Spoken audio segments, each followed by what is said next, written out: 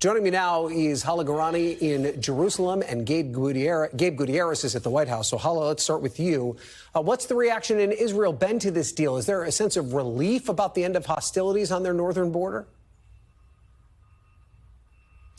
Well, there has to be some sense of relief, although it doesn't seem, according to early reports, as though the residents of northern Israel are going to rush back to their homes. There is some opposition inside of Israel as well from more hardline politicians in this country who say that they believe that Hezbollah should have been completely decimated before Israel would agree to any ceasefire. So the reaction is mixed. In Lebanon, we are hearing from people there who have really suffered through weeks of intense bombings in very densely populated residential areas, who there are relieved that at least for the next few months, they expect that there will be some calm, but the implementation of this deal will be difficult. It does require the Israeli military to withdraw, Hezbollah to withdraw as well, north of the Litani River, which is about 30-40 miles from the border, and this very weak Lebanese military to patrol that area that will now be emptied of the parties to this cross-border war that has been raging now for months. And Israel, importantly, backed by the president, by the way, because we heard from him as well, has said that it reserves the right to strike anytime it feels that Hezbollah is violating the terms of the deal.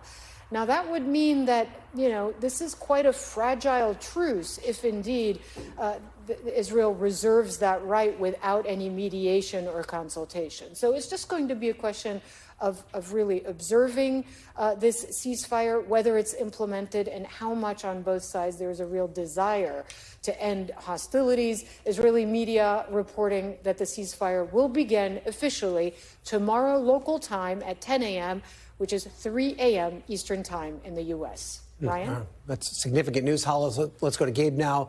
We heard from the president. How's the White House feeling about this deal, especially getting it across the finish line in the final weeks of his administration? Hey there, Ryan. Well, this is being seen as a much-needed foreign policy victory for the Biden administration. Of course, it has plenty of conflict in that part of the world, the conflict between Israel and Hezbollah, but also between Israel and Iran, of course, Israel and Hamas, to say nothing of the war in Ukraine, between Ukraine and Russia. So this is being seen as a much-needed win for President Biden. There have been round-the-clock negotiations over the last several days, and you heard Hala mention when Israeli media is reporting that the ceasefire will begin. President Biden just said in his remarks that it would begin at 4 a.m.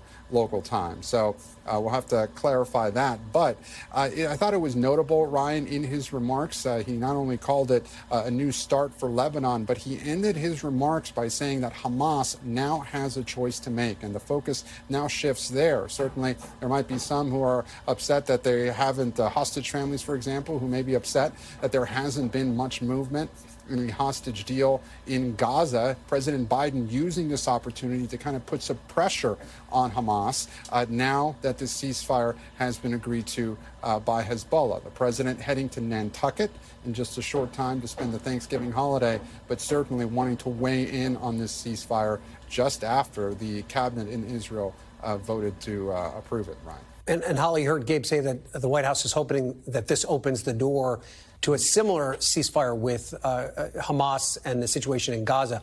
What are the conditions like on the ground in Gaza? I know it's bleak. Is there hope that there could be some relief coming soon in that part of the region as well? There really isn't hope when it comes to the people of Gaza, because what they're seeing now is that the northern third of the Gaza Strip has been almost completely obliterated.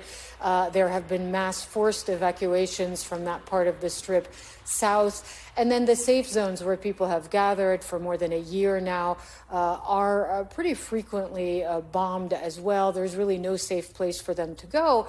And the Prime Minister, Netanyahu, in his address to his own people, did reiterate the fact and said very clearly that for him, the war will not be over until Hamas is completely defeated in Gaza. And doing that would require years of fighting insurgent warfare in a tiny besieged enclave. And so, therefore, the people of Gaza do not have much hope today that what happened in Lebanon, that the ceasefire there could in any way lead to a cessation of hostilities for them in Gaza. And when the president sort of listed that list of achievements and hopes that he had for the region, normalization between Israel and Saudi Arabia, a ceasefire in Gaza, the weakening to the point of it not being a fighting force of Hezbollah, all of that in less than 2 months is a very ambitious list of targets for the Middle East that I think few people here believe would be achievable in that amount of time, Ryan. Okay, Hala, Gorani, Gabe, Gutierrez, thank you so much for being on top of this breaking news. Thanks for watching. Stay updated about breaking news and top stories on the NBC News app or follow us on social media.